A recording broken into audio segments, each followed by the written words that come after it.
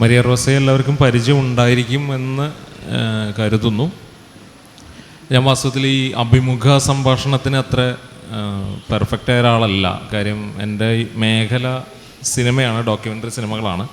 അപ്പോൾ എനിക്ക് കുറച്ചും കൂടി അതാണ് എൻ്റെ ഒരു ഏരിയ. പക്ഷേ ഈ പുസ്തകം വായിച്ചതിൽ നിന്നുള്ള ഒരു ബഹുമാനം കൊണ്ടും അവരുടെ ജീവിതം അടുത്തറിഞ്ഞപ്പോൾ, പുസ്തകത്തിലൂടെ ജീവിതം അടുത്തറിഞ്ഞപ്പോൾ ഉള്ള ഒരു കൗതുകം കൊണ്ടും നേരിട്ട് പരിചയപ്പെടാമെന്നുള്ള ഒരു ആഗ്രഹം കൊണ്ടുമാണ് ഞാൻ സജീവേട്ടൻ ഈ ഒരു സെഷൻ ഏറ്റെടുക്കാമോ എന്ന് ചോദിച്ചപ്പോൾ ഞാൻ ഉറപ്പ് പറഞ്ഞത്. മാത്രമല്ല കുറച്ച് സുഹൃത്തുക്കളോട് എത്തിച്ചേർന്നിട്ടുണ്ട്. അപ്പം എല്ലാവരെയും ഈ ഒരു ഇൻട്രാക്റ്റീവ് സെഷനിലേക്ക് സ്വാഗതം ചെയ്യുന്നു. ഡെഫിനറ്റ്ലി ഇതിൻ്റെ ഈ പുസ്തകം വായിച്ച അറിവിൽ നിന്നും സമാനമായ മേഖലകളിൽ പെട്ട ആളുകൾ സംസാരിച്ചതും നമ്മൾ പൊതുമണ്ഡലത്തിലുള്ള ചർച്ചകളിൽ നിന്നും മാത്രമാണ് ഞാൻ എൻ്റെ ചോദ്യങ്ങളും സംശയങ്ങളും രൂപപ്പെടുത്തിയിട്ടുള്ളത്. പക്ഷേ ഇതിനേക്കാൾ വളരെ ആധികാരികമായി ചോദ്യങ്ങൾ ഉന്നയിക്കാനും അതിനെപ്പറ്റി ആധികാരികമായി സംസാരിക്കാനും കഴിവുള്ള ഒരുപാട് പേര് സദസ്സിലും തീർച്ചയായിട്ടും ഓഡിയൻസിലും ഉണ്ടായിരിക്കും. അപ്പം അതും ഓപ്പണാണ്, അത് ഏത് സമയവും ചോദിക്കാം. ഞാൻ എൻ്റെ ചോദ്യം ബ്രേക്ക് ചെയ്ത് അഭിമുഖം കഴിഞ്ഞ് മാത്രം ചോദിക്കാമെന്നൊന്നും വിചാരിക്കേണ്ട ആവശ്യമില്ല. ചോദ്യങ്ങൾ ഏത് സമയവും ഉന്നയിക്കാം. മരിയ റോസ ഇവിടെയുണ്ട്. മരിയ റോസ അവരെ പറ്റിയുള്ള പുസ്തകത്തിലുള്ളൊരു പരിചയപ്പെടുത്തൽ എന്ന് പറയുന്നത് മുൻ കന്യാസ്ത്രീയുടെ ആത്മകഥ എന്നാണ്. അപ്പോൾ അതിൽ എനിക്ക് ഏറ്റവും രസകരമായിട്ട് തോന്നിയത് ഈ പുസ്തകത്തിൻ്റെ പേര് ഉൾപ്പെടെയുള്ള സംഗതികളാണ്. ഒന്ന്, പുസ്തകത്തിൻ്റെ പേര് മഠത്തിൽ വിട്ടവൾ മഠം വിട്ടവൾ എന്നാണ്. മഠത്തിൽ വിട്ടവൾ മഠം വിട്ടവൾ. അതിനകത്ത് തന്നെ വളരെ രസകരമായ ചില സബ് ടോപ്പിക്കുകളിലൂടെയാണ് ഈ പുസ്തകം സംസാരിക്കുന്നത്. അതിലൊരു രസകരമായൊരു സംഗതി, എനിക്കിത് ഭയങ്കര മഠം ചാടിയുടെ അമ്മ എന്നാണ് ഒരു തലക്കെട്ട്. മഠത്തിലെ അവസാനത്തെ ഇൻലൻഡ് എന്നാണ് ഒരു തലക്കെട്ട്. അതായത് പുസ്തകത്തിലേക്ക് നമ്മൾ അടുപ്പിക്കുന്ന ഒരു വാചക ഘടന ഈ പുസ്തകത്തിൽ മുഴുവനുണ്ട്. രണ്ടാമത്തത് കവിതകളും ഇടയ്ക്കൊക്കെ എഴുതിയിട്ടുണ്ട്. എനിക്ക് ഒരു ഭാഗം ഞാൻ വായിച്ചുകൊണ്ട് ഈ പുസ്തകത്തിലേക്ക് കടക്കാമെന്ന് വിചാരിക്കുന്നു. അതിലൊന്ന്, കന്യാസ്ത്രീ മഠത്തിൽ നഷ്ടമായ സ്ത്രീത്വം എന്നുള്ള പേരിൽ ഒരു ചെറിയ കവിതാ ശകലം ഇതിനകത്തുള്ളതാണ്. മഠത്തിൽ മതിൽ തീർത്ത മരവിച്ച മനസ്സിൽ കഴിഞ്ഞ കാലത്തിൻ ഭക്തിയും അൾത്താരയിലെ ക്രൂശിത രൂപവും ദരിദ്രാശയങ്ങളായി തുടങ്ങി. ആദരണീയമായ തിരുവസ്ത്രത്തിലെ മാലാഖമാരുടെ പവിത്ര ശരീരവും പങ്കില മനസ്സും ഭക്തി നിർഭരമെങ്കിലും കൃത്രിമവും ശ്രേഷ്ഠമെങ്കിലും മലീമസവും തൃപ്തമെങ്കിലും അസ്വസ്ഥവും ചാരിത്ര ശുദ്ധമെങ്കിലും ലൈംഗിക ദരിദ്രമെങ്കിലും സമ്പന്നവും വിധേയമെങ്കിലും ഉദാസീനവും പ്രകാശപൂരിതമെങ്കിലും വിഭ്രാന്തവും പൊട്ടിത്തകർന്ന മഹിതാക്കളായ കന്യകമാർ നഷ്ടബോധത്തോടെ ദിനാന്ത്യത്തിൽ സ്വയം ചോദിക്കുന്നു, എൻ്റെ ത്യാഗത്തിന് എന്തു ഫലം? അതെന്ന് തുടങ്ങാം. ഇപ്പോൾ എനിക്ക് തോന്നുന്നു അതെന്തൊരു സ്ട്രോങ് ആണെന്ന്. ഞാൻ കന്യാസ്ത്രീ മഠത്തിൽ 20 years ഉണ്ടായിരുന്നു. അതിനുശേഷം പുറത്ത് വന്നിട്ട് ഇപ്പോൾ 25 years ആയി. ഇംഗ്ലീഷിൽ എഴുതിയപ്പോൾ എനിക്കത് ഭയങ്കര സ്ട്രോങ് ആയിട്ട് തോന്നിയത്. അവസാനത്തെ സെൻറ്റൻസ് ഇങ്ങനെയായിരുന്നു, എൻറാപ്ചേർഡ് സോൾസ് ഇൻ അട്ടർ റപ്ചർ. അത് മലയാളത്തിൽ വന്നപ്പോൾ എനിക്ക് അത്ര തോന്നിയില്ല. May be you may understand.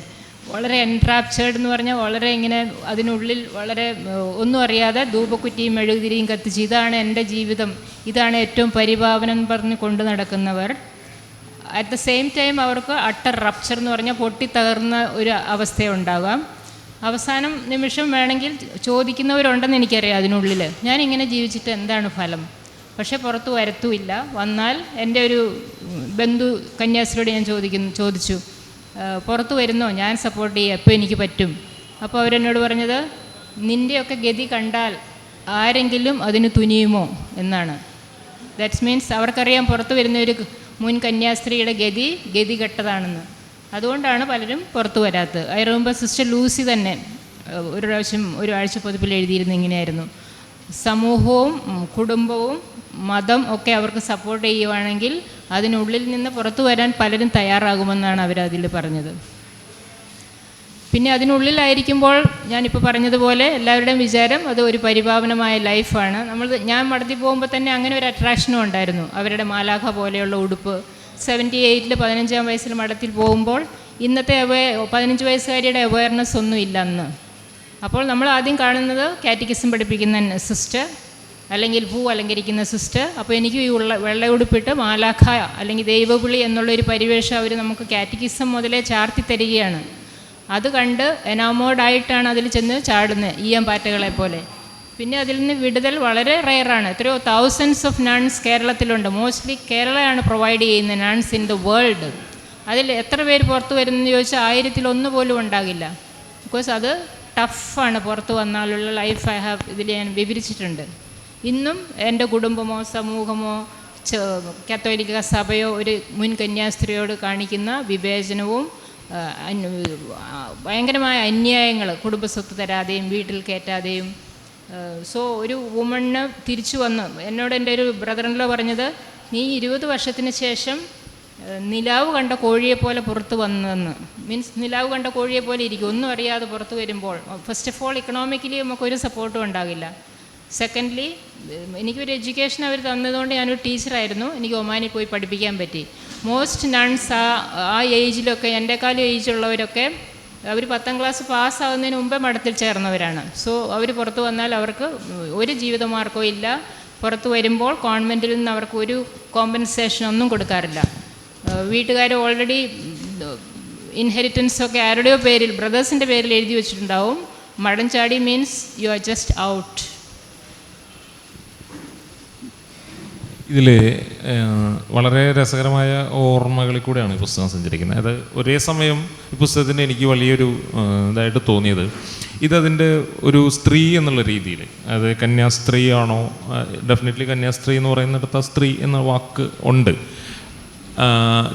സ്ത്രീ എന്ന സ്വത്വത്തിനകത്ത് നിന്നുകൊണ്ട് ഭരണഘടനയ്ക്കകത്ത് അനുവദിക്കപ്പെട്ട പല അവകാശങ്ങളെയും ലഭ്യമാക്കാതെ പോകുന്ന ഒരു സംവിധാനത്തെ ഈ പുസ്തകം ചോദ്യം ചെയ്യുന്നുണ്ട്.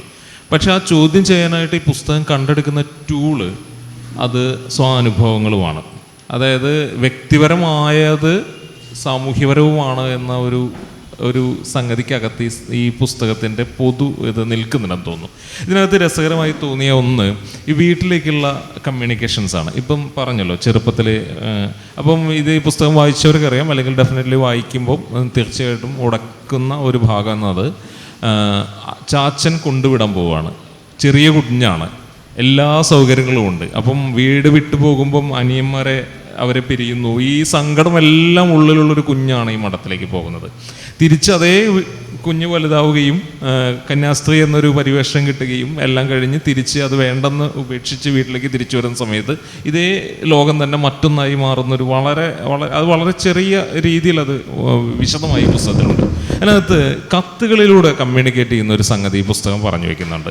എനിക്കത് വളരെ കൗതുകമായിട്ട് തോന്നി. പുസ്തകത്തിൻ്റെ സ്ട്രക്ചറിനകത്തും എഴുത്തിലും വളരെ കൗതുകമായിട്ട് തോന്നി. അതിലൊന്ന്, യഥാർത്ഥത്തിൽ വന്ന കത്തും എന്തായിരിക്കാം വരേണ്ടിയിരുന്ന കത്തും എന്നുള്ള ഇൻലൻഡുകളുടെ ഒന്നാണ്.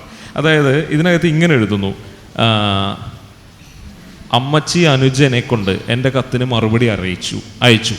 ഏറ്റവും പ്രിയപ്പെട്ട മകളെ, മദറിനും കൂട്ടുകാർക്കും നിനക്കും സുഖമെന്നറിഞ്ഞതിൽ സന്തോഷം. ഞങ്ങൾ എന്നും കുടുംബ പ്രാർത്ഥനയിൽ എല്ലാവർക്കും വേണ്ടി തമ്പുരാനോട് അപേക്ഷിക്കുന്നു.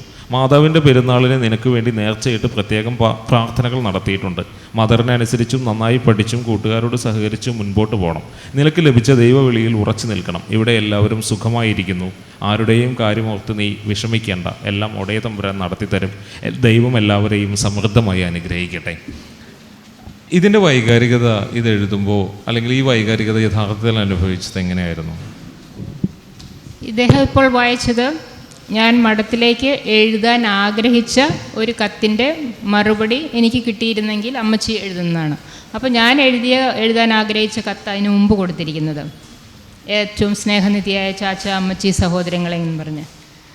നമ്മൾ മഠത്തിൽ ചെല്ലുമ്പോൾ ആകെയുള്ള 78-ലാണിത്, ആകെയുള്ളൊരു കമ്മ്യൂണിക്കേഷൻ മാസത്തിൽ 1 കിട്ടുന്ന ഒരു ബ്ലൂ ഇല്ലൻ്റാണ്. അതിൽ ഈ തലമുറ അത് കണ്ടിട്ടുണ്ടാകില്ല. ആ ബ്ലൂ ഇല്ലൻ്റ് അത് വളരെ ഡ്രൈ ആയിട്ടുള്ളൊരു കത്ത്. ഒരു സ്നേഹപ്രകടനവും അതിൽ പാടില്ല, പ്രിയപ്പെട്ടെന്നൊന്നും എഴുതാൻ പാടില്ലാത്ത പോലെ. ബിക്കോസ് നമ്മൾ വിരക്തി എല്ലാം വിട്ടു പോരുന്നവളാണ്.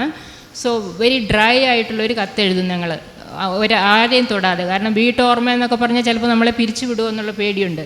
സോ വളരെ ഡ്രൈ ആയിട്ട്, നിങ്ങൾക്ക് എല്ലാവർക്കും സുഖമായിരിക്കും, ഞങ്ങൾ പ്രാർത്ഥിക്കുന്നു, മദർ വളരെ നന്നായിട്ട് ഞങ്ങളെ നോക്കുന്നു, ഞങ്ങൾക്ക് എവറി ഫുഡെല്ലാം ഞങ്ങൾക്ക് നല്ല ലാവിഷാണെന്നൊക്കെ പറഞ്ഞ് ഒരു കത്ത് വീട്ടിലേക്ക് എല്ലാ മാസവും എഴുതാം. അത് സാധാരണ വീട്ടിലേക്ക് മാത്രം എഴുതുന്നു. അടുത്ത ബന്ധുക്കൾക്കോ ഫ്രണ്ട്സിനൊന്നും പാടില്ല, ബോയ് ഫ്രണ്ട്സിനൊട്ടും പാടില്ല. അന്ന് ബോയ് ഫ്രണ്ട്സ് ഇല്ല, ഒരു കുഞ്ഞു കാമുകനെങ്ങാനും ഉണ്ടെങ്കിലായി. ദെൻ ആ കത്ത് എഴുതിയിട്ട് ഞങ്ങളെ നോക്കുന്ന മദറിൻ്റെ മേശപ്പുറത്ത് ഒട്ടിക്കാതെ കൊണ്ടുവയ്ക്കും. അവരത് വായിച്ച് നോക്കിയിട്ടാണ് ഒട്ടിച്ചിട്ട് അവർ പോസ്റ്റ് ചെയ്യുന്നത്. സോ ഞാൻ അങ്ങനെ എഴുതിയതിന് ശേഷം ഈ ബുക്ക് എഴുതിയപ്പോഴാണ് എനിക്ക് ഓർമ്മ വന്നത്, എനിക്ക് വീട്ടിലേക്ക് ആക്ച്വലി എഴുതാൻ ഒരു 10ാം ക്ലാസ് വീട്ടിൽ നിന്ന് വന്ന് ലോഡ് ഓഫ് ഹോം സിക്നെസ്സും കൊണ്ട് കിടന്നുറങ്ങുമ്പോൾ, കരഞ്ഞുകൊണ്ട് ഉറങ്ങുമ്പോൾ മഠത്തിലെ ഡോമെട്രിയിൽ എനിക്ക് വീട്ടിലേക്ക് എഴുതാൻ സാധിച്ചിരുന്നെങ്കിൽ എങ്ങനെ ഒരു കത്ത് ഞാൻ എഴുതിയേനെ എന്നുള്ള ഒരു ഇമാജിനറി കത്താണ് പ്രയർ ടു ദിസ്. എനിക്ക് ഞാൻ മഠത്തിൽ ചേരുമ്പോൾ 8ാമത്തെ സിബ്ലിങ്ങും 9ാമത്തെ കുഞ്ഞനീത്തിയും 3 years and 1 year ഉള്ളൂ. നമ്മളവരെ ഒക്കത്ത് വെച്ചുകൊണ്ട് നടന്നിട്ട് അതിന് മുമ്പ് ഞാൻ എഴുതിയിട്ടുണ്ട്, അവരെ ഞാൻ അവസാന ജീരകമൊട്ടായും കൊടുത്ത് ലല്ലബായി പാടി ഉറക്കിയിരുന്ന കുട്ടികളെ ഏൽക്കുന്നതിന് മുമ്പ് ഞാൻ മഠത്തിലേക്ക് പോവുകയാണ്. അവർക്ക് എന്തറിയാം ചേച്ചിയുടെ ദേവികളെക്കുറിച്ച് ഞാനിവിടെ എഴുതിയിരിക്കുന്നത്. സോ ആ കുട്ടികളെ എനിക്ക് വളരെയധികം മിസ് ചെയ്യുന്നു, ഞാൻ കരയാറുണ്ട്. പിന്നെ ഒരു കോൺവെൻറ്റിൻ്റെ ഒരു ബീച്ചിൻ്റെ തൊട്ടടുത്തുള്ളൊരു കോൺവെൻറ്റിലാണ് ഞാൻ ചേർന്നത്, കണ്ണൂർ പയ്യാമ്പലം എന്ന് പറയും, ഉർസുലൈൻസ്. അപ്പോൾ ആദ്യമായിട്ടാണ് കടൽ കാണുന്നത് ജീവിതത്തിൽ. ആ തിരമാല അടിച്ച് രാത്രിയിൽ ഇങ്ങോട്ട് കയറുമ്പോൾ നമുക്ക് ഭയങ്കര ഭയാനകമായൊരു ഭീതി വരും, with all your nostalgia feeling. അത് ഞാൻ എഴുതിയിട്ടുണ്ട്. എനിക്ക് ഇവിടുത്തെ കടലിൻ്റെ തിരമാലകൾ രാത്രിയിൽ കരയ്ക്കടിക്കുന്ന ഭയാനക ശക്തം എനിക്ക് പേടിയാണ്. ഈശോയ്ക്ക് വേണ്ടി എല്ലാം സഹിക്കണമെന്ന് പറഞ്ഞ് എന്നെ മഠത്തിൽ ചേരാൻ വിളിച്ചപ്പോൾ എനിക്കൊന്നും മനസ്സിലായിരുന്നില്ല. പന്നിക്കൂട് കഴുകാനും കന്യാസ്ത്രീകളുടെ കനമുള്ള ഉടുപ്പ് കഴുകി ചിരട്ടക്കരി നിറച്ച ഭാരമുള്ള ഇസ്തിരിപ്പെട്ടി കൊണ്ട് ഇസ്തിരി ഇടാനും എനിക്ക് പറ്റുന്നില്ല. സോ ഞാൻ വീട്ടുകാരോട് കെഞ്ചിക്കുവാണ്, എന്നെ വന്ന് തിരിച്ചു കൊണ്ടുപോകണം, എനിക്കിവിടെ പിടിച്ചു നിൽക്കാൻ ഒട്ടും പറ്റുന്നില്ല, ഞാൻ കൊച്ചിനെ നോക്കിക്കോളാം, കുഞ്ഞാഞ്ഞോട് വഴക്ക് കൂടില്ല, ഇളയവരെ അടിക്കില്ല. എരുമയാണെന്നൊക്കെ പശുവിന് പകരം. എരുമയ്ക്ക് പുല്ല് ചെത്താനും ചായക്കടയിൽ പാല് കൊടുക്കാനും റേഷൻ മേടിക്കാനും പണ്ടത്തെ പോലെ മടി കാണിക്കില്ല. ദൈവവിളി ഇത്ര കഠിന ചിട്ടകളാണെന്നും ഇത്രയധികം ഒറ്റപ്പെടിയിൽ സമ്മാനിക്കുമെന്നും ഞാൻ ഒരിക്കലും കരുതിയിരുന്നില്ല. ഒരു സിസ്റ്റർ ആൻറ്റി ഒരു അച്ഛനും കാണും നിങ്ങളുടെ അങ്ങനത്തെ കുടുംബങ്ങളിൽ. സിസ്റ്റർ ആൻറ്റി എന്നെ പറഞ്ഞു പറ്റിച്ചതാണ്. ദിസ് ഇസ് വാട്ട് എഴുതാൻ ആഗ്രഹിച്ചത്, ബട്ട് അതൊരിക്കലും എഴുതപ്പെട്ടിരുന്നില്ല. Now it's here. മറ്റൊന്ന് എനിക്ക് അതിനകത്ത് തോന്നി, അതിനകത്തുള്ള മഠത്തിനകത്ത് നിൽക്കുന്ന കന്യാസ്ത്രീ ആയി നിൽക്കുന്ന ആളുകളിൽ തന്നെയുള്ളൊരു ഹയറാർക്കിയാണ്. ഇപ്പം അടുക്കളയിൽ ജോലി ചെയ്യുന്ന കിച്ചൺ സിസ്റ്റർ, അവരുടെ പേര് ആളുകൾ വിളിക്കാറേ ഇല്ല എന്ന് പറയാം. അതെനിക്ക് ഭയങ്കര ഒരു ഇതായി. ബാക്കിയുള്ള ആളുകളുടെ പേര് അറിയാം, പക്ഷേ കിച്ചൺ സിസ്റ്റർ എന്ന് മാത്രമാണ് വിളിക്കുന്നത്. മർഗലീത്ത എന്ന് പറഞ്ഞ മറ്റൊരു അവരുടെ ഒരു അനുഭവം, എല്ലാതും തുടച്ച് വൃത്തിയാക്കി നിരന്തരം അത് ഏറ്റെടുക്കുന്ന ഒരാളെ പറ്റി, അങ്ങനെ പല ജീവിതങ്ങളെ അതിനകത്ത് വരച്ചിടുന്നുണ്ട്. എനിക്ക് ഈ അടുക്കളയിലെ കിച്ചൺ സിസ്റ്റർ എന്നൊക്കെ പറയുന്ന അവരെ എനിക്ക് ഭയങ്കരമായിട്ട് ഹോണ്ട് ചെയ്യുന്ന ഒരു ക്യാരക്ടറായിരുന്നു. ഈ ഹയറാർക്കി എങ്ങനെയാണ് മഠത്തിനകത്ത് നിൽക്കുന്നത്? ഞാനത് തുടങ്ങുന്നത് തന്നെ എങ്ങനെയാണ്, മഠത്തിലെ ഹയറാർക്കിയുടെ അടിസ്ഥാനം തന്നെ എഡ്യൂക്കേഷനാണ്. ഞാനൊക്കെ പോകുമ്പം SLC പാസ്സാവണമെന്ന് നിർബന്ധമുണ്ട്. അതിന് മുമ്പ് ഐ ഓൾറെഡി മെൻഷൻ ചെയ്തതുപോലെ ഒരു 10ാം ക്ലാസ് ഫെയിലോ അല്ല 8ാം ക്ലാസ്സിൽ നിന്നൊക്കെ പോകും മഠത്തിലേക്ക്. ദൈവവിളിയല്ലേ, അപ്പോൾ ദൈവം വിളിക്കുമ്പോൾ പോവുക, പിന്നെ രക്ഷയില്ല. ദെൻ അപ്പോൾ അവർ കിച്ചൺ വൃത്തിയാക്കുക, കുക്ക് ചെയ്യുക, അങ്ങനെയൊക്കെയുള്ള പണി അത് ജീവിതകാലം മുഴുവൻ തുടരുകയാണ്. പിന്നെ അവർ അതിനിടയ്ക്കാണ് 78 മുതൽ ഒരു 75 മുതലൊക്കെ എഡ്യൂക്കേഷൻ തുടങ്ങിയത്. ഞാൻ 15 വയസ്സുണ്ടെങ്കിൽ അവരെന്നെ PDC ടുഡേസ് +2 കോളേജ് വിട്ട് പഠിപ്പിച്ച് 5 years കൊണ്ടാണ് നൺസാക്കിയത്. അപ്പോഴത്തേക്കും പ്രായപൂർത്തിയായിരുന്നു. പ്രായപൂർത്തി ഇൻ സെൻസ് ഒന്നും അറിയില്ലെങ്കിലും അറ്റ്ലീസ്റ്റ് 18 ക്രോസ് ചെയ്തിരുന്നു. അപ്പോൾ അന്നൊക്കെ നമുക്ക് എഡ്യൂക്കേഷൻ ഉള്ളതുകൊണ്ട് പിന്നെ ടീച്ചറായി സ്റ്റുഡിയസ് ആയുള്ളവരെ തീർച്ചയായിട്ടും അവർ പഠിപ്പിക്കുകയും ചെയ്യുമായിരുന്നു. ഇറ്റാലിയൻ ഗവൺമെൻറ് ആയിരുന്നു. All kinds of dignified existence ഞങ്ങളുടെ തലമുറയ്ക്ക് കിട്ടി. അതിന് മുമ്പുള്ളവരുടെയാണ് ഇത്. കിച്ചൺ സിസ്റ്റർ എന്ന് പറഞ്ഞാൽ അടുക്കള പണിക്കാരി എന്നുള്ള ഇതിൽ ഞാൻ കൊടുത്തിരിക്കുന്നത് കന്യാസ്ത്രീകൾ പുരോഹിതരുടെ കുശിനിക്കാരികൾ എന്നുള്ള ചാപ്റ്ററിലാണ് അത് വരുന്നത്. പുരോഹിതർ ആൻഡ് ബിഷപ്പിൻ്റെ കുശിനിക്കാരിയായിട്ട് ഇന്നും കന്യാസ്ത്രീകളെയാണ് അവിടെ നിയമിക്കപ്പെടുന്നത്. സോ അവരുടെ ഒരു തീന്മേശ അവരുടെ എല്ലാം നോക്കേണ്ടത് ഈ കന്യാസ്ത്രീയാണ്. അതാണ് ആ കിച്ചൺ സിസ്റ്ററിൻ്റെ പ്രത്യേകത. അതൊരു ചാപ്റ്റർ തന്നെ ഉണ്ട്. അപ്പോൾ യു അണ്ടർസ്റ്റാൻഡ് ബിഷപ്പിൻ്റെ hierarchy, male chauvinism, male hierarchy of the church. അവർ എങ്ങനെയാണ് ഈ nuns who are more educated than അവരെക്കാളും ഉണ്ടെങ്കിലും ഇവരെ എങ്ങനെയാണ് വിധേയപ്പെടുത്തി സ്ത്രീ 2ാം കിട എന്നുള്ള ബൈബിളിൽ പറഞ്ഞിരിക്കുന്ന വാരിയലിനെ അവർ കൃത്യമായിട്ട് ഇതിൽ ഇന്നും കൊണ്ടു നടക്കുന്നത്. തന്നെ അതിൽ പുസ്തകം വായിച്ചിട്ടുള്ളവർ ഡെഫിനറ്റ്ലി അത് പോയിട്ടുണ്ടാവും. കാലെല്ലാം നീര് വന്ന് വീർത്ത് വലിച്ച് ഇത് അവസാനം വീണ്ടും രാത്രി കിടന്നുറങ്ങി രാവിലെ എഴുന്നേൽക്കുന്നൊരു പിക്ചർ, അത് ഒരു മനുഷ്യാവകാശത്തിൻ്റെയൊക്കെ ഒരു കണ്ണിൽ നോക്കുമ്പോൾ വല്ലാണ്ട് ഹോണ്ട് ചെയ്യുന്നൊരു ചിത്രമാണ് ആ സിസ്റ്ററുടെ പറയുന്നത്. ഈ 10ാം ക്ലാസ് കഴിഞ്ഞ ഒരു കാര്യം പറഞ്ഞല്ലോ, അത് കഴിഞ്ഞാണ് ഈ ആർത്തവത്തിലേക്ക് ഈ പുസ്തകത്തിന് ആദ്യ ആർത്തവാനുഭവത്തെ പറ്റി പുസ്തകം പറയുന്നുണ്ട്. 10ാം ക്ലാസ് കഴിഞ്ഞെത്തിയ ഞങ്ങളിൽ ചുരുക്കം പേർക്ക് ആർത്തവം തുടങ്ങിയിരുന്നില്ല. മെലിഞ്ഞവരും പോഷകാഹാരം കുറഞ്ഞവരുമാണെന്ന് മനസ്സിലാക്കി ഇൻചാർജ് സിസ്റ്റർ പ്രത്യേകമായി പച്ചമുട്ട, പാൽ, ഹോർലിക്സ് എന്നിവ നൽകുമായിരുന്നു. എനിക്ക് എൻ്റെ വെള്ളത്തുണി പുറത്തെടുക്കാൻ അധിക ദിവസം വേണ്ടി വന്നില്ല. എല്ലാവരും വളരെ ഗോപ്യമായി അടച്ചിട്ടാണ് അടപ്പുള്ള ചെറിയ ബക്കറ്റിൽ ഈ തുണികൾ അലക്കുന്നത്. ആരും കാണാതെ ഉണങ്ങിയതും ഉണങ്ങാത്തതും ഉടുത്തു. വിസ്പർ അന്നൊരു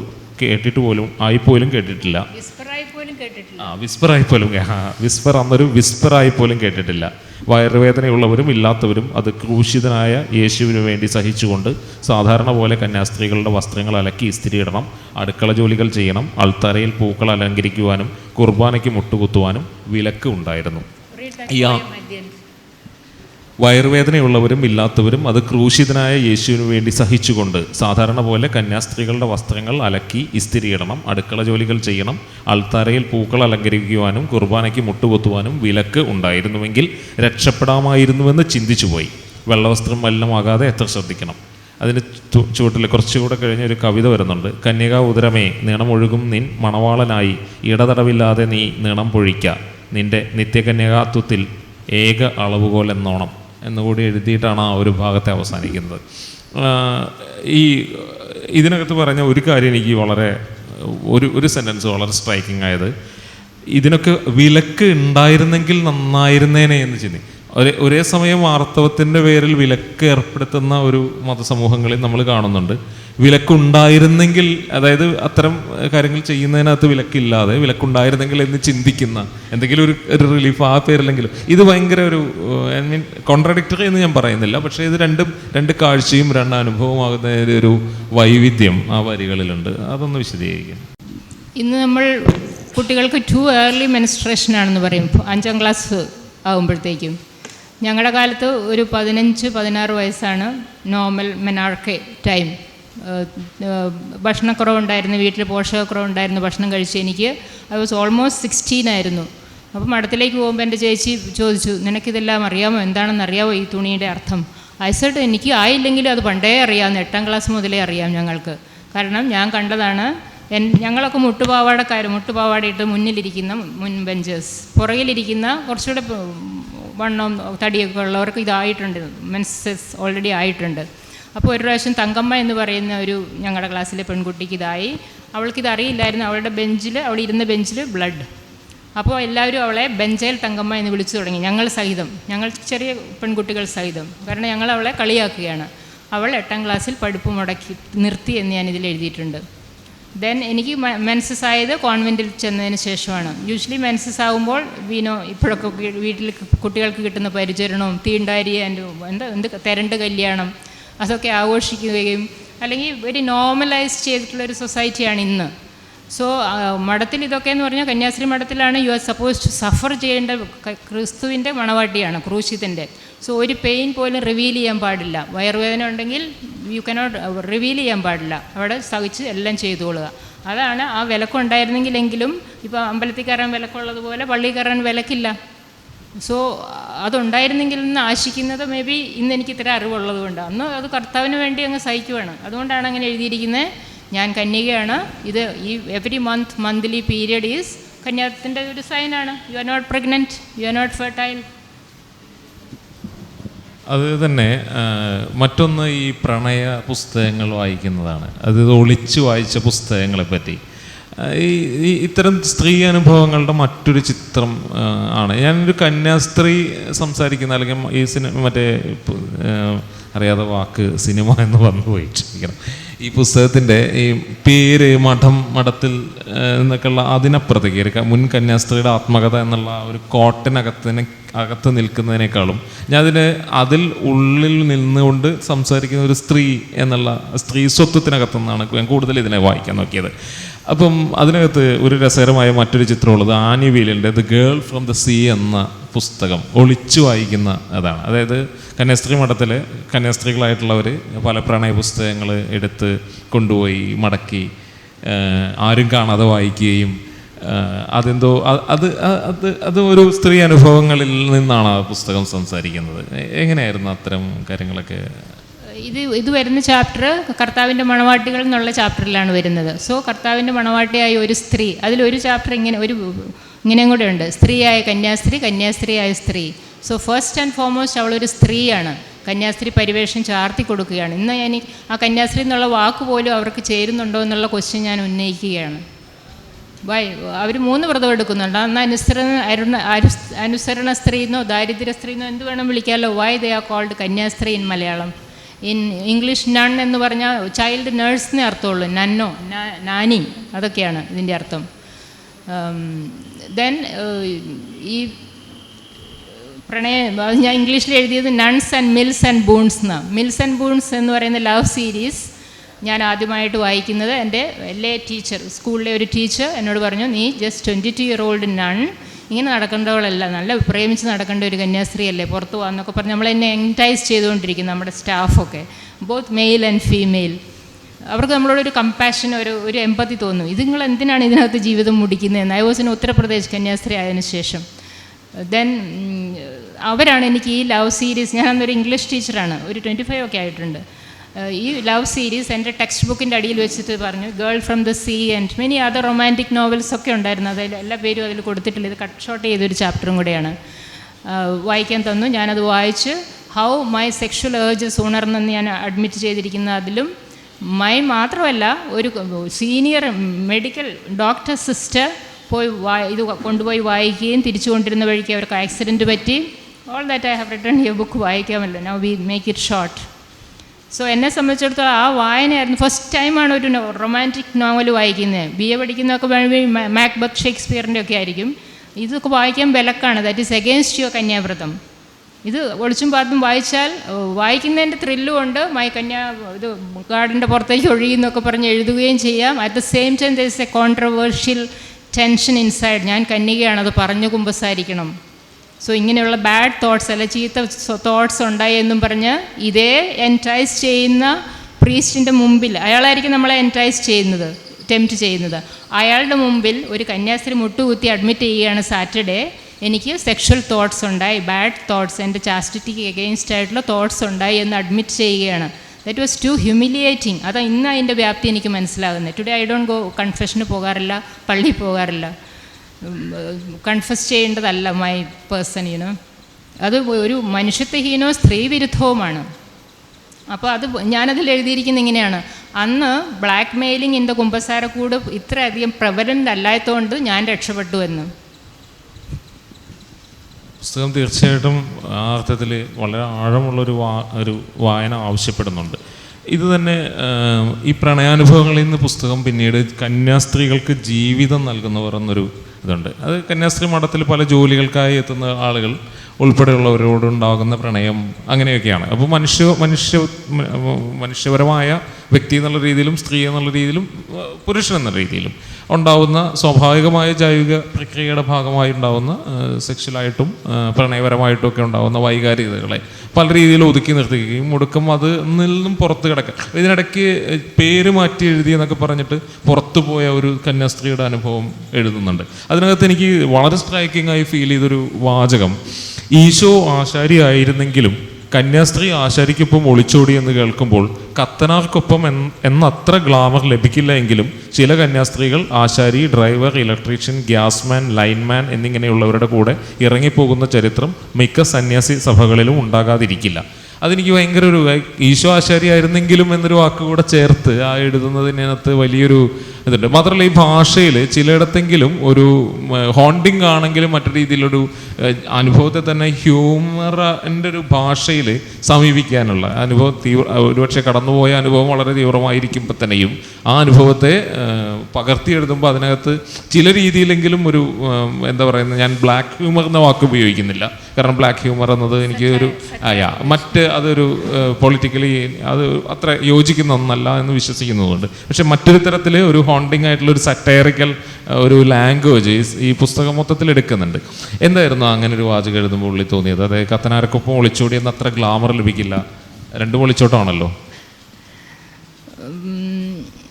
എന്നോട് കാരശ്ശേരി മാഷ അവതാരിക എഴുതിയപ്പോഴും അങ്ങനെയാണ് എഴുതിയിരിക്കുന്നത്. ഇത്രയെല്ലാം അനുഭവിച്ച ഒരു മുൻ കന്യാസ്ത്രീ കുറച്ച് മാറി നിന്ന് ചിന്തിച്ചത് കൊണ്ടായിരിക്കും ഇങ്ങനെ സറ്റയറിക്കലി എഴുതാൻ, നർമ്മബോധത്തോടെ കുറേയൊക്കെ എഴുതാൻ പറ്റിയത്. അറ്റ് ദ സെയിം ടൈം ആ ഫീലിങ്സ് ഓഫ് സാഡ്നെസ് ഒരു വശത്തുണ്ട്, ബട്ട് സം ഇങ്ങനെ അത് ശരിയാണെന്ന് എനിക്ക് തോന്നിയിട്ടുണ്ട്.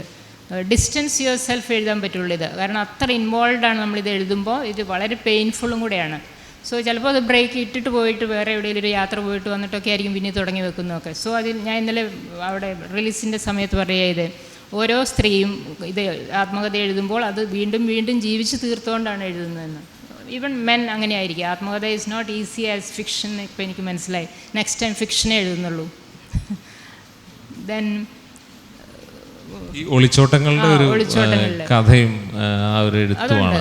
ബിക്കോസ് ഈ ജീവിതം നൽകുമെന്ന് പറഞ്ഞാൽ ഞാനിപ്പോൾ പറഞ്ഞല്ലോ, എൻറ്റൈസ് ചെയ്തുകൊണ്ടിരിക്കും സ്റ്റാഫ്, അല്ലെങ്കിൽ ഈ മഠത്തിനുള്ളിലെ കാര്യങ്ങൾ അറിയാവുന്ന ഈ മെയിൽ പേഴ്സൺസ് അകത്തേക്ക് വരാൻ പ്രാപ്തിയുള്ളവർ ഒള്ളി പ്രീസ്റ്റാണ്. കുർബാനയ്ക്ക് വരുന്ന പ്രീസ്റ്റും ബിഷപ്പും അങ്ങനെയുള്ള ഒരു മെയിൽ മാത്രമാണ് ഇതിനുള്ളിലേക്ക് കടക്കാനുള്ള. പ്രൈവറ്റ് എന്ന് അവിടെ എഴുതിയിട്ടുണ്ട്. പ്രൈവറ്റിനുള്ളിലേക്ക് കടക്കുന്നവർ ഇവരാണ്, the privileged celibate priest or whatever.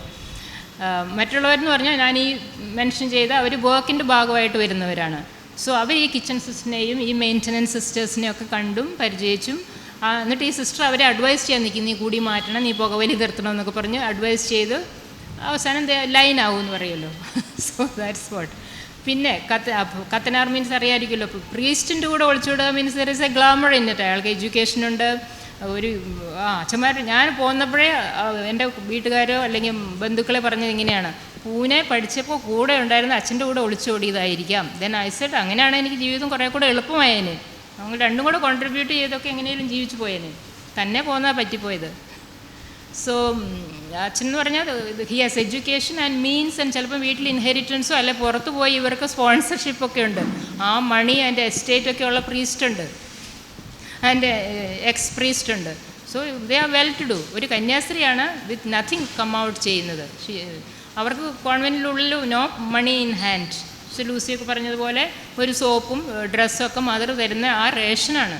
There is no money in hand. അപ്പോൾ പുറത്ത് വന്നപ്പോൾ എനിക്ക് ഒരു വണ്ടിക്കൂലി പോലും ഇല്ലായിരുന്നു, അവർ തന്നിട്ടുമില്ല. സോ പ്രീസ്റ്റിൻ്റെ കൂടെ പോകുക means you are economically well off and you are at par with that partner. മറ്റൊരെന്ന് പറഞ്ഞാൽ they are education wise and otherwise below you, so glamorless.